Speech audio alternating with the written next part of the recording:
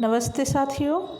आज हम कक्षा 12 की मध्य प्रदेश बोर्ड की जो हिंदी है तो उसका पाठ एक के बारे में हम पढ़ेंगे। पाठ एक में एक जो कविता है, रचना है, वो दी गई है और इस पाठ का नाम है आत्म परिचय। इसके लेखक हैं हरिवंश राय बच्चन। इस रचना को पढ़ने के बाद भावार्थ, संदर्भ, प्रसंग सहित हम इसकी व्याख्या करेंगे और इसके जो महत्वपूर्ण प्रश्न उत्तर हैं वह भी आप लोगों को आने वाले वीडियो में बताए जाएंगे। सबसे पहले हम इस रचना को पढ़ लेते हैं। पाठ का नाम है आत्म परिचय। लेखक हैं हरिवंश राय बच्चन। हरिवंश राय बच्चन अमिताभ बच्चन के पिता हैं। ठीक है। रचना है, मैं जग जीवन का भार लिए फिरता हूँ, फिर भी जीवन में प्यार लिए फिरता हूँ। कर दिया किसी ने झंकृत जिनको छूकर, कर दिया किसी ने झंकृत जिनको छूकर, मैं सांसों के दो तार लिए फिरता हूँ। अब हम इसके संदर्भ प्रसंग सहित व्याख्या करेंगे। तो इसमें कुछ शब्द दिए हैं जैसे कि झंकृत। झंकृत का मतलब होता है तारों का स्वर छेड़ना। छूकर का मतलब होता है स्पर्श करना। इस जो पंक्तियाँ हमने अभी पढ़ी हैं आप लोगों को, इसका सबसे पहले संदर्भ में हम क्या लिखेंगे कि प्रस्तुत पद्यांश हमारी पाठ्य पुस्तक आरोह में संकलित कविता आत्म परिचय से ली गई है और इसके रचयिता कौन है? हरिवंश राय बच्चन इसके रचयिता हैं। प्रसंग में हम लिखेंगे, प्रसंग में क्या लिखना है कि प्रस्तुत पद्यांश, जो भी अपनी ये पंक्तियाँ हैं इसको हम पद्यांश बोलेंगे। प्रस्तुत पद्यांश में हरिवंश राय बच्चन जी ने आत्म परिचय का सजीव चित्रण किया है। सजीव का मतलब होता है हूबहू, सेम टू सेम, वैसे का वैसा ही। ठीक है। अब हम इसकी व्याख्या देख लेते हैं। व्याख्या इसमें है लेकिन आप लोगों को हम इसको विस्तार से बता देते हैं कि व्याख्या में सुप्रसिद्ध छायावादी गीतकार, देखो अपनी हिंदी साहित्य में कई युग प्रचलित हुए, आधुनिक काल के भी विभिन्न युग हुए, जिनमें से जैसे भारतेंदु युग हुआ, फिर उसके बाद द्विवेदीवादी युग, फिर उसके बाद छायावादी, फिर उसके बाद कौन सा युग आया? उसके बाद आया है प्रगतिवादी युग, फिर आया है प्रयोगवादी युग और उसके बाद आई है नई कविता। और नई कविता का युग जो है वो अभी 1956 से लेकर अब तक का जो समय है वो नई कविता के नाम से ही जाना जाता है। हरिवंश राय बच्चन, इनका जन्म जो है 1907 ईस्वी में हुआ था और इनको छायावादी युगीन कवि माना जाता है। तो इसकी व्याख्या हम देखते हैं कि सुप्रसिद्ध गीतकार बच्चन जी ने अपने जीवन का बोध कराते हुए लिखते हैं कि मेरे जीवन में अनंत उत्तरदायित्व एवं जिम्मेदारियां आई। अनंत का मतलब होता है बहुत सारी, जिसका कोई अंत ना हो। उत्तरदायित्व वही जिम्मेदारियां, जिसको हम रिस्पॉन्सिबिलिटी भी बोलते हैं, आई हैं। मैं उनके प्रति सचेत एवं सजग रहकर उनका निर्वहन भी करता हूँ। मतलब बच्चन जी कह रहे हैं कि मैं जग जीवन का भार लिए फिरता हूँ, फिर भी जीवन में प्यार लिए फिरता हूँ। कहने का अर्थ है कि हम बहुत सारी जिम्मेदारियों को निभाते हुए क्या कर रहे हैं? अपने जीवन के प्रति सजग हैं, सचेत हैं और जिम्मेदारियों के प्रति भी सजग और सचेत हैं, उनका निर्वहन कर रहे हैं। यानी कि उनका जो दायित्व, हमारा दायित्व है, उनका निर्वाह बहुत अच्छे से कर रहे हैं। अनेक संघर्षों एवं कठिनाइयों के बावजूद मेरा जीवन नेह रस से परिपूर्ण है। यहाँ पर बच्चन जी का कहने का तात्पर्य ये है कि वह लोग जो थोड़ी सी ही जिम्मेदारियों में या कठिनाइयों में घबरा जाते हैं और कहीं ना कहीं अपने जीवन में निराश होते हैं, तो बच्चन जी उनसे कहना चाहते हैं कि मैं अपने जीवन में बहुत सारी जिम्मेदारियों, बहुत कठिनाइयों को लेकर भी अपने जीवन में प्यार को बनाए हुए हूँ और कहीं ना कहीं जो नेह रस, जो आत्मिक रस, नैनों का रस जो है उससे परिपूर्ण हूँ, यानी कि भरा हुआ हूँ। कर दिया किसी ने झंकृत, जिनको छूकर मैं सांसों के 2 तार लिए फिरता हूँ। यहाँ पर बच्चन जी कह रहे हैं कि मुझसे प्रेम करने वाले मेरे किसी अपने ने एक बार मेरे मन की वीणा की भावनाओं रूपी तारों को छूकर झंकृत कर दिया है। मतलब जो हमसे प्रेम करने वाले हैं वो किसी भी रूप में हो सकते हैं, भाई बहन, माता पिता, दोस्त, यार, कोई भी हो सकता है, ठीक है। तो उन्होंने जो मेरे मन की वीणा, यानी कि हमारे जो भाव होते, कुछ लोगों के काम करने के तरीके इतने अच्छे होते हैं कि कहीं ना कहीं हम इंटरनल उनसे बहुत ज़्यादा कनेक्ट हो जाते हैं। होता है ऐसा, हम सभी के जीवन में होता है। तो यहाँ पर बच्चन जी कह रहे हैं कि जो मुझे प्रेम करने वाले थे उन्होंने मेरे मन की वीणा की भावनाएं रूपी तारों को छूकर झंकृत कर दिया है। उससे मेरा हृदय प्रेम से भरा हुआ है।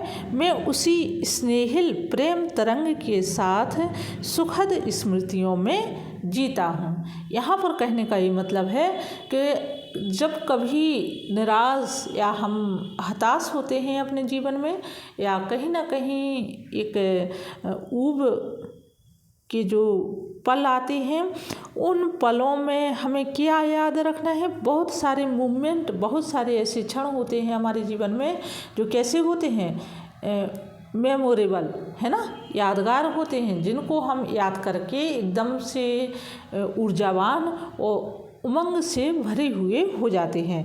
तो उनका ये कहने का अर्थ है कि मैं भी जिस तरह से अपने जीवन में हूँ, हम सभी को अपने जीवन में इस तरह से होना चाहिए। कठिनाइयाँ सभी के जीवन में आती हैं, ऐसा नहीं है कि केवल आम लोगों के जीवन में भी आती, खास आम सभी का जीवन लगभग एक जैसा है। हाँ, हम सभी का जीवन जीने के तरीके अलग अलग हैं, ठीक है। काव्य सौंदर्य में हम देखते हैं कि कवि अपने सांसारिक उत्तरदायित्वों के प्रति सजग है, और इसके अलावा इसमें क्या है, रूपक अलंकार की जो है अधिकता दी गई है। अनुप्रास, पद मैत्री एवं स्वर मैत्री अलंकार भी यहाँ पर दिखाई देते हैं। श्रृंगार रस में देखें तो श्रृंगार रस की उन्मुक्त अभिव्यक्ति, यानी कि कहने का अर्थ क्या है कि इन पंक्तियों में कौन सा रस मिलेगा हमें, श्रृंगार रस, क्योंकि कवि ने अपने प्रेम के बारे में यहाँ पर जो है बताया है। भाषा कैसी है, भाषा बिल्कुल सहज है, सरल, खड़ी बोली भाषा का प्रयोग किया है। भाषा में कोई भी ऐसा बदलाव नहीं है। अगली पंक्ति है, मैं स्नेह सुरा का पान किया करता हूँ, मैं कभी न जग का ध्यान किया करता हूँ।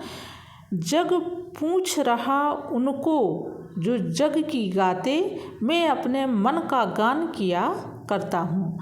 अब यहाँ पर कुछ शब्द हैं, जैसे सुरा है। सुरा शब्द का क्या मतलब होता है, इसका अर्थ होता है मदरा या शराब। पान का मतलब सेवन करना। जग की गाते यानी कि संसार की प्रशंसा करना। संदर्भ में हम वही लिखेंगे कि यह पंक्तियाँ या पद्यांश हमारे पाठ्य पुस्तक आरोह में संकलित आत्मपरिचय से ली गई हैं। और इसके लेखक कौन है, हरिवंश राय बच्चन इसके लेखक हैं। हाँ, प्रसंग हमारा बदल जाएगा। क्यों? क्योंकि पंक्तियाँ जो व्यक्त कर रही हैं, ये जो पद जो है, जो भाव व्यक्त कर रहा है, वह हमें प्रसंग के अंतर्गत रखना है। तो प्रसंग में हम क्या लिखेंगे, प्रस्तुत पंक्तियों में कवि ने अपनी मनमौजी जीवन शैली का सजीव चित्रण किया है। ठीक है, अब हम यहाँ पर देखते हैं कि काव्य सौंदर्य के अंतर्गत इसमें कवि ने संसार की नश्वरता और स्वार्थपरता, यानी कि कैसे लोग कैसे होते हैं, अपना हित देखने वाले। स्वार्थपरता का मतलब होता है जो स्वयं का हित देखता है, का चित्रण किया है। स्नेह सुरा में रूपक अलंकार है। अनुप्रास, पदमैत्री आदि अलंकार इसमें दिए गए हैं। रस श्रृंगार रस है और भाषा वही सरल सहज भाषा है। अब इसकी हम व्याख्या देखते हैं तो कवि कहते हैं कि वह सदैव प्रेम रूपी मदिरा का सेवन करते हैं। मदिरा का यानी कि वो कहीं ना कहीं अपने दैनिक जीवन में, संपूर्ण जीवन में प्रेम पूर्वक रहते हैं। कवि को इस बात का लेस मात्र भी अंतर नहीं पड़ता है कि संसार उसके बारे में कैसी कैसी बातें करता है। कहते हैं ना कि हमारा कर्म, हमारे क्रियाकलाप यानी कि अच्छे हों तो दुनिया क्या बोलती है उसके बारे में हमें कोई मतलब नहीं होना चाहिए। और ऐसे ही कवि भी कहते हैं, वह कहते हैं कि उसे पागल, प्रेमी, दीवाना तक कहता है। कवि के अनुसार यह संसार बड़ा स्वार्थी है और यहाँ केवल उसकी ही पूजा होती है जो संसार की प्रशंसा करते हैं। कवि ने कहा है कि इस स्वार्थ वाली संसार में भौतिकता से कोई सरोकार नहीं है। वह तो देश दुनिया से बेखबर अपने मन के भावों को गीतों में पिरोकर गाते हैं। क्या करते हैं कवि? देश दुनिया से बेखबर अपने मन के भाव, जो उनकी फीलिंग्स है, उसको किसके माध्यम से? गीत के माध्यम से गाते हैं और सबको सुनाते हैं। सबके प्रति उनका प्रेम है, स्वयं के प्रति भी प्रेम है। दुनिया उनके बारे में क्या सोचती है उससे उन्हें कोई लेना देना नहीं है। तो यहाँ पर इसलिए उन्होंने लिखा है, मैं स्नेह सुरा का पान किया करता हूँ, मैं कभी न जग का ध्यान किया करता हूँ। मतलब दुनियादारी क्या कर रही है और मेरे बारे में क्या सोचती है, इसका उन्हें लेस मात्र भी कोई फर्क नहीं पड़ता है। जग पूछ रहा उनको जो जग की गाते, मैं अपने मन का गान किया करता हूँ। कभी कहते हैं कि दुनियादारी उन्हीं को पूछती है जो उनकी तारीफ करती। इसका यहाँ कहने का अर्थ है कि आपका दोस्त आपको तभी आपको पूछेगा, बुलाएगा, आपसे बातचीत करेगा जब आप उसकी तारीफ़ करोगे। लेकिन कभी बोलते हैं कि हमें इससे कोई लेना देना नहीं है, हम तो अपने आप में मस्त हैं, व्यस्त हैं। उनका कहने का अर्थ है कि प्रसन्नतापूर्वक, प्रेम पूर्वक रहते हुए अपने कर्म में तल्लीन रहना, इसका सीधा सा अर्थ यही है। कक्षा 12 के बच्चों से मैं कहना चाहती हूँ कि आप लोगों की कोई क्वेरीज जो भी है, प्रश्न है, तो कमेंट बॉक्स में लिखिए और उसका हम पूरा समाधान करेंगे। आपकी परीक्षा की दृष्टि से भी बहुत सारे आप लोगों को प्रश्नोत्तर दिए जाएंगे, जिससे कि हिंदी आप लोगों की ज़्यादा से ज़्यादा अच्छी हो सके। क्योंकि हमारे कहीं ना कहीं भाषा का माध्यम, जो शिक्षा का माध्यम है, वो हिंदी है। वैसे तो हिंदी इंग्लिश दोनों रहते हैं बच्चों के, लेकिन फिर भी आम बोलचाल में हम हिंदी का ही प्रयोग करते हैं, तो इसको बेहतर होना चाहिए। आज के लिए इतना ही, धन्यवाद।